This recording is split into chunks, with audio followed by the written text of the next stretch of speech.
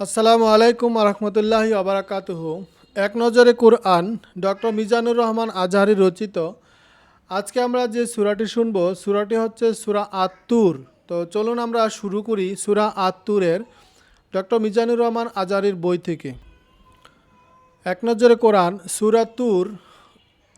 সূরা তুরের আমরা দেখব তারতিবিল নুজুল, অর্থাৎ নাজিলের ধারাবাহিকতায় তথা কোন সূরার পর নাজিল হয়েছে তা বিবেচনায় এটি ৭৬তম সূরা। এর আগে সূরা সেজদা ও পরে মূলক নাজিল হয়েছে। আর তারতিফিল মুসাক, অর্থাৎ বর্তমান কোরআন মজিদের বিন্যাস অনুযায়ী এটি ৫২তম সূরা।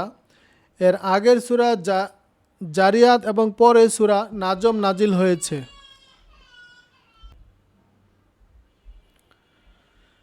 এক নজরে কোরআন সূরা তুর, আর এটি হচ্ছে কোরআন শরীফের ৫২তম সূরা। আর এই সূরাতে আয়াত রয়েছে ৪৯টি, আর এটি হচ্ছে মাক্কি যুগের মাঝামাঝি নাজিল হয়েছে, তাই এটি মাক্কি সূরা। তো সূরা তুর নামের যে রহস্য সেটি যদি আমরা দেখি, তুর শব্দের অর্থ হচ্ছে পাহাড় বা পর্বত। পবিত্র কোরআনে তুর বলতে সিনাই পাহাড়কে বোঝানো হয়। এই সিনাই পাহাড়ে মুসা আলাইহিস সালাম আল্লাহর সাথে কথা বলেছিলেন। সূরার প্রথম আয়াতেই আল্লাহ এই পাহাড়ের নামে শপথ করেছেন। সেখান থেকে নামকরণ করা হয়েছে সূরা তুর। তো এই তুর সূরার যে মেজর থিম, তিনটি মেজর থিমের কথা বলা হয়েছে এখানে। এক নাম্বার হচ্ছে আল্লাহর শাস্তি সরাবার ক্ষেত্রে মানুষের অক্ষমতা, অর্থাৎ আল্লাহ যে যাকে শাস্তি দিবেন সেটা মানুষ এটা সরাতে পারবে না। ২ নাম্বার হচ্ছে অনুগত বান্দাদের পুরস্কার। আর ৩ নাম্বার হচ্ছে রাসূলের ব্যাপারে অবিশ্বাসীদের মনোভাব। এই তিনটি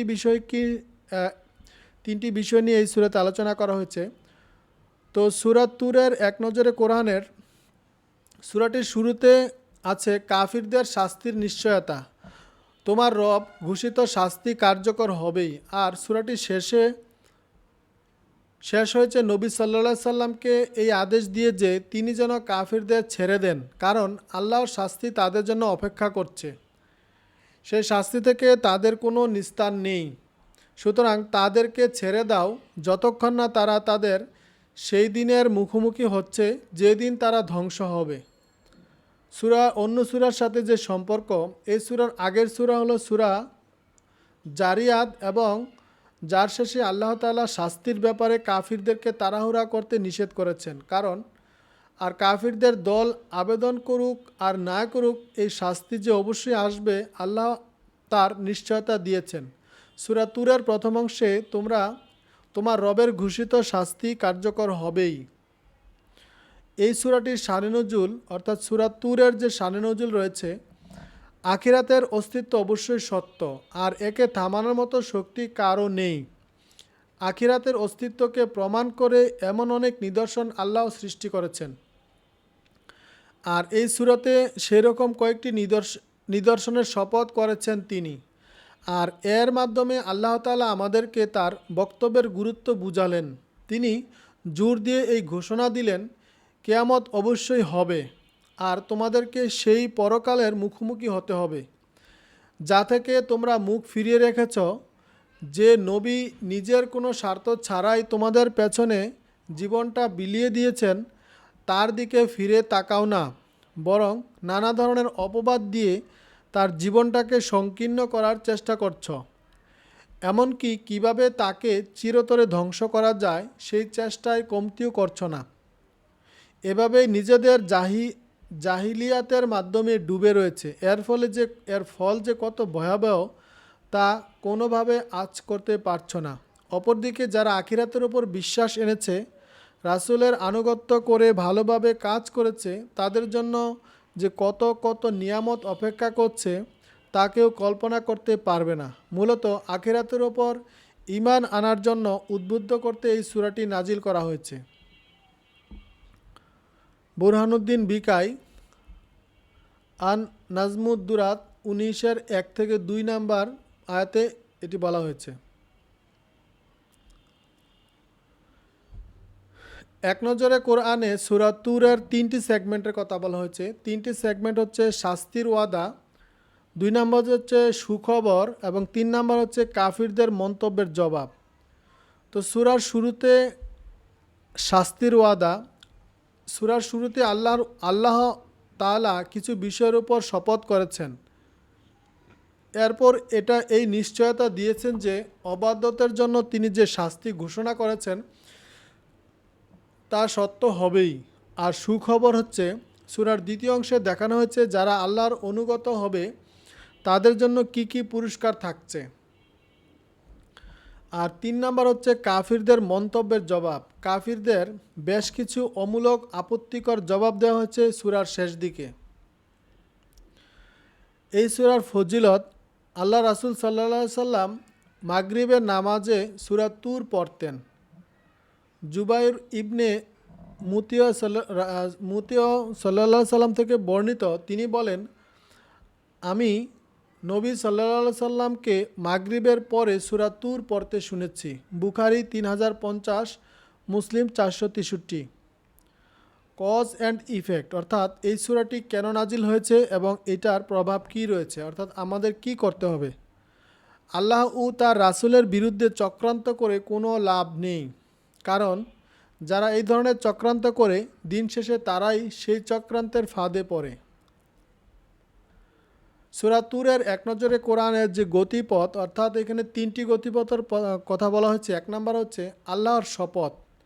বেশ কিছু বিষয়ের উপর আল্লাহ শপথ করেছেন, এরপর অবাধ্যতার প্রতি হুঁশিয়ারি উচ্চারণ করেছেন। আল্লাহর ঘোষিত শাস্তি কার্যকর হবেই। 2 নাম্বার হচ্ছে অফুরন্ত সুখের স্থান। যত সুখ শান্তি কিংবা ভালো লাগা আছে তার সবই মিলবে জান্নাতে, তবে তা পেতে চাইলে হতে হবে আল্লাহর অনুগত বান্দা। 3 নাম্বার হচ্ছে সত্য থেকে মুখ ফিরিয়ে নেওয়ার পরিণতি। যারা সত্য থেকে মুখ ফিরিয়ে রাখবে তাদের জন্য প্রস্তুত থাকবে ভয়ঙ্কর আযাব। 4 নাম্বার হচ্ছে ধৈর্য ধরার আদেশ। আল্লাহর ফয়সালা সত্যে পরিণত হবেই, তাই ধৈর্য ধরতে হবে আর জীবনভর আল্লাহর পবিত্রতা ও প্রশংসা বর্ণনা করে যেতে হবে। তো এই সূরার একটি সেন্ট্রাল থিম রয়েছে। এই সূরার সেন্ট্রাল থিম হচ্ছে আল্লাহর ওয়াদা এবং পরকালের বাস্তবতা সম্পর্কে এখানে বর্ণনা করা হয়েছে। অর্থাৎ আমরা শুনছি সূরা তুরের যে গতিপথ এবং সেন্ট্রাল থিম সম্পর্কে আমরা আলোচনা করলাম। তো গতিপথ 4টি ছিল। আল্লাহর শপথ, 2 নাম্বার হচ্ছে অফুরন্ত সুখের স্থান, 3 নাম্বার হচ্ছে সত্য থেকে ফিরিয়ে নিলে পরিণতি কী হবে, আর 4 নাম্বার হচ্ছে ধৈর্য ধরার আদেশ। তো এই 4টি বিষয়কে নিয়েই এই সূরাটির গতিপথ। তারপর হচ্ছে সূরা তুরের যে আয়াতগুলো রয়েছে, আয়াতগুলোর যে সংক্ষিপ্ত আকারে বর্ণনা করা হয়েছে এক নজরে কোরআনে।